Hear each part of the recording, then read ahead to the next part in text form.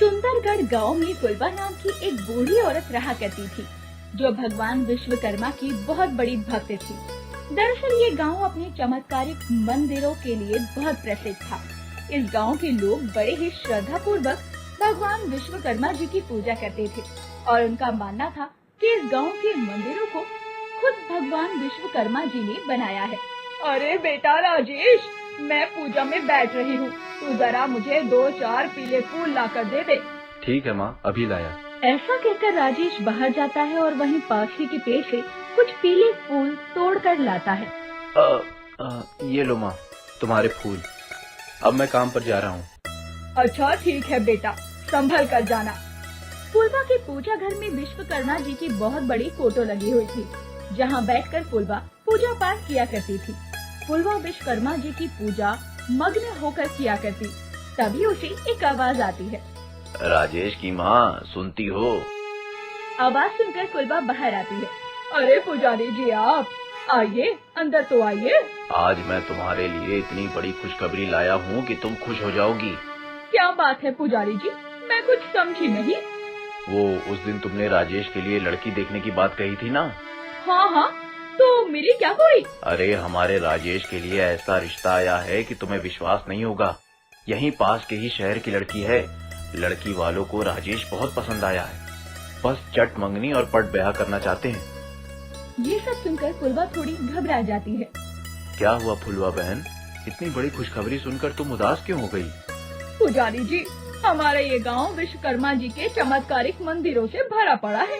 हमारे दिन की शुरुआत उनकी पूजा पाठ से ही होती है, लेकिन ये शहर की लड़की क्या समझेगी इन सब बातों को? ऐसा थोड़े ना है, ब्याह के बाद हर लड़की अपने ससुराल वालों के रंग ढंग में ढल ही जाती है। वैसे भी अब तुम बूढ़ी हो गई हो, तुम्हें भी तो कोई सहारा चाहिए कि नहीं? ऐसा रिश्ता बार बार नहीं आता। पुजारी जी की बात सुनकर फुलवा इस रिश्ते के लिए हाँ कर देती है और फिर राजेश की शादी राधिका से हो जाती है। राधिका रसोई घर में अपनी पहली रसोई बना रही होती है। वाह, हलवा देखने में तो बड़ा ही स्वाद लग रहा है, जरा चक्के तो देखो। ये क्या कर रही है बेटी? आज तुम्हारी पहली रसोई है, इसे चख कर झूठा मत करो। सबसे पहले थोड़ा सा हलवा निकाल कर विश्वकर्मा जी के चरणों में अर्पित कर दो, तब जाकर किसी को देना। ये सब सुनकर राधिका जोरों से हंसने लग जाती है। माँ जी, यहाँ तो दुनिया चांद पर पहुँच गई है और आप ये कैसी अंधविश्वास की बातें कर रही हो? अरे नहीं नहीं बेटा, हमारे गांव में विश्वकर्मा जी की कृपा है। यहाँ पर कई सारे मंदिर अचानक रातों रात बने हैं। उनकी पूजा किए बिना हम कोई शुभ काम नहीं करते। आपको मानना है ना तो मानिए, लेकिन मैं नहीं मानती इन सब दाकियानूशी बातों को। ऐसा कहकर राधिका बिना विश्वकर्मा जी को भोग लगाए हलवा खाने लग जाती है। राधिका कभी भी पूजा पाठ नहीं किया करती थी और तो और वो भगवान विश्वकर्मा जी का मजाक भी उड़ाया करती। बेटा, तुम्हें ना मानना हो तो ना मानो, लेकिन इस तरह विश्वकर्मा भगवान जी का मजाक तो ना उड़ाया करो।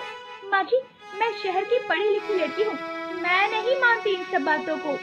अच्छा, तो जिस दिन अपनी आँखों से देख लोगी तब तो मानोगी ना? तब तक तब देखेंगे।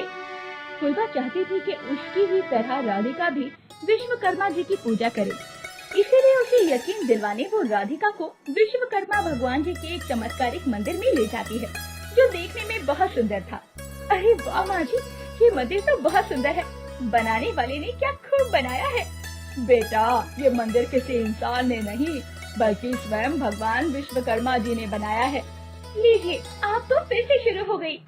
तभी राधिका की नजर वहीं पास ही में एक तालाब के पास बनी मूर्ति पर पड़ती है, जिसमें एक औरत अपने हाथ में अपने बच्चे को लिए खड़ी हुई थी। ये किसकी मूर्ति है माँ जी? बेटा, ये हमारे गांव की ही औरत है। ऐसा कहते हैं कि इसने विश्वकर्मा भगवान को मंदिर बनाते हुए देख लिया था, जिसके बाद ये पत्थर की बन गई। ऐसा भी कहीं होता है कि भला? अरे छोड़ो, जब तुम्हें मानना ही नहीं है तो क्या फायदा है कहकर। हाँ हाँ, मुझे भी नहीं सुननी आपकी ये बिना सर पैर की बातें।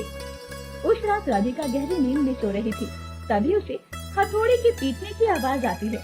अरे ये क्या, इतनी रात गए कौन हथौड़ा पीट रहा है? इस गवार गांव के लोगों को भी चैन से सोने की आदत नहीं है। इस हथौड़े की आवाज से तो मुझे नींद ही नहीं आ रही। खुद ही चलकर देखती हूँ, इतनी रात गए कौन इतनी मेहनत मजदूरी कर रहा है। राधिका आवाज को सुनते सुनते एक सुनसान जगह पर जा पहुंचती है, जहां उसे एक अधेड़ उम्र का आदमी हथौड़ा लिए काम करता हुआ दिखाई पड़ता है। अरे ओ भैया, इतनी रात गई, ये क्या ठोका पीटी लगा रखी है? राधिका की आवाज सुनकर वो पीछे मुड़ता है। बेटी, वो मैं कुछ बनाने की कोशिश कर रहा था। आपकी आवाज सुनकर मुझे नींद नहीं आ रही, आप ये काम सुबह कर लेना। बेटी, मुझे रात में ही काम करना अच्छा लगता है, लेकिन तुम कहती हो तो मैं अभी काम बंद कर देता हूँ। अगली सुबह राधिका अपनी सास को रात की सारी कहानी बताती है। माँ जी, आपके उस मंदिर बनाने वाले भगवान का पता चल चुका है। अरे मैं कुछ समझी नहीं, तुम ये क्या कह रही हो? आप जिसे भगवान समझ रही थी, दरअसल वो एक अधेड़ उम्र का आदमी है जो रात गए इन मंदिरों को बनाता है। राधिका की बात सुनकर फुलवा हैरान हो जाती है। ये तुम क्या कह रही हो बेटी? माँ जी, कल रात मुझे किसी के हथौड़ी पीटने की आवाज आ रही थी। जब मैंने आवाज का पीछा किया तो एक अधेड़ उम्र का आदमी हाथ में हथौड़ा लिए ठोका पीटी मचा रहा था। विश्वकर्मा जी की जय हो। अरे पगली, वो कोई और नहीं बल्कि स्वयं विश्वकर्मा भगवान थे। इस गांव के सारे चमत्कारिक मंदिर का निर्माण उन्होंने ही तो किया है। क्या माँ जी, भला भगवान भी कहीं बातें करती हैं? अरे नहीं नहीं, ऐसा नहीं है बेटा। इस गांव के सभी लोग उन पर विश्वास करते हैं, लेकिन केवल तुम ही हो जो उन पर विश्वास नहीं करती और उनका मजाक उड़ाती हो ना हो। इसीलिए प्रभु ने स्वयं तुम्हें अपने चमत्कार का संकेत दिया है। अपनी सास की लाख समझाने पर भी राधिका को उसकी बात का विश्वास नहीं होता। वो सच्चाई का पता लगाने फिर से उसी जगह पर जाने का फैसला करती है। उस रात जब सभी लोग सो रहे थे, वो चुपचाप से घर के बाहर निकल आती है।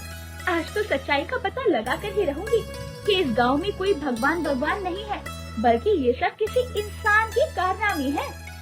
वो जल्दी जल्दी उसी जगह पर पहुंचती है जहां उसने उस आदमी को देखा था, लेकिन इसके बाद राधिका ने जो देखा उसकी आंखें फटी की फटी रह जाती है।